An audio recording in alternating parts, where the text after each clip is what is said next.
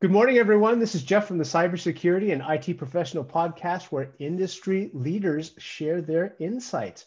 It's rapid fire, 6 questions in 6 minutes because hackers never sleep. So let's jump into it. Question number one. In a few sentences, please tell us who you are and what you do. Sure. Thanks for having me on. My name is Azunna Anyanwu. I am the Director of IT for Aronson's practice. Aronson is a top 100 accounting tax audit firm in the Mid-Atlantic area, Maryland specifically.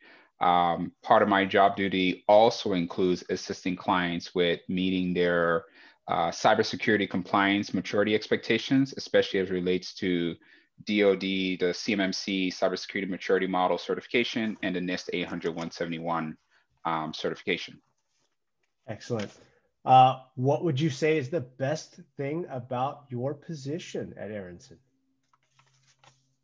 The best thing about my position in Aronson, I've heard this term used, playing defense and kind of offense. And so I am responsible for all things IT operations, IT security as it relates to kind of the internal firm. But I also get a chance to play, if you will, outside of the box. And so that is in, assisting other clients. So, my background is actually in consulting, right? So I spent, probably the better part, 15 of the 20 years before I kind of moved into an industry role, first as a director of IT at a government contractor, and now at Aronson. And there's a part of that consulting that I enjoy. I enjoy sharing my expertise. I enjoy, sharing my knowledge. I enjoy solving unique and new problems, right? So, so that's the best part of my position is that I get to, like I said, play, essentially defense. I'm responsible kind of for internal, but I also get to go out and go help other clients who are dealing with the same exact challenges and could use my assistance. Wonderful. You brought up two interesting words, unique and new, which kind of goes into the fourth question about cybersecurity. Yeah. We've heard from a lot of industry leaders that cybersecurity is not only a top concern now, but obviously getting bigger, especially with the progression of the pandemic, the way it's been going. And unique and new seems to come up a lot.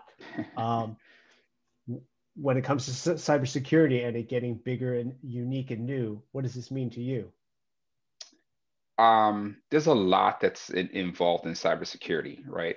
As a discipline, obviously it's evolved over time, but for me specifically, I have primarily played, if you will, or spent my time in the federal government space. So whether that's directly supporting federal government clients as a contractor or supporting other contractors, being part of the DoD ecosystem. There's an interesting stat that I heard that was kind of mind-boggling for me. So Katie Arrington, who is the CISO for the DoD's Office of Acquisition, has stated that, we're losing as a nation $600 billion to adversaries in R&D theft, data exfiltration, right, ransomware, whole 9 yards. There are 300,000 just DoD contractors, which comes out to $2 million per contractor. So what I hear or what I'm sensitive to as it relates to cybersecurity is a loss of military superiority, a loss of national security, a loss of revenue, right? Those are good jobs that are being essentially stolen because the IP that's behind it is being stolen and limiting kind of our effectiveness on the world stage. So it's a real and a very national kind of pressing concern. Yeah, couldn't be better said. Question number 4. What insights about the importance of partnerships for SMBs achieving this cybersecurity maturity would you care to share with our community? Absolutely. I'm part of a small, medium-sized business. Aronson is about 300 people. And so we advise clients that are our size, a little smaller, maybe even a little bit bigger. And the big thing that I kind of emphasize is the importance of partnerships. As a director of IT, I've looked myself, right? And the reality is 9 times out of 10, you probably have more of an IT operational kind of focused team. You got some help desk support, you got some sysadmins, and some may have some cybersecurity knowledge or interest, but many will not. And so now if you look at just the cost of standing up a 24/7 SOC operation, different statistics, but generally the number is 5 to 7 people just to make sure that you have that 24/7 kind of coverage. And so that's why I really teach and really push for the importance of partnerships. my guys are going to be good at what they're good at. My gals and my gals, will be good at what they're good at. Others will be good at what they're good at. And if you can find that right partnership. So as an example, I don't need to have a full-time network engineer on my staff if I've got a good partner that can provide those resources on an as-needed basis. Certainly, cybersecurity monitoring, as I mentioned, that's a 24/7 operation. That's something that most small businesses, just frankly, even large businesses, aren't really attuned to being able to kind of do. So the importance of partnership is what I would say in terms of being able to address all your cybersecurity needs. Yeah. Thank you for that. So question number 5. What other successful cyber professionals like yourself would you like to acknowledge and might be a good guest on our podcast? Oh, I know a few. That's actually a good question. Let's see. Bill Murphy, who's the CIO, CEO at Red Zone Technologies. He actually brings a group of technology leaders together. It's been fun being part of that kind of cohort.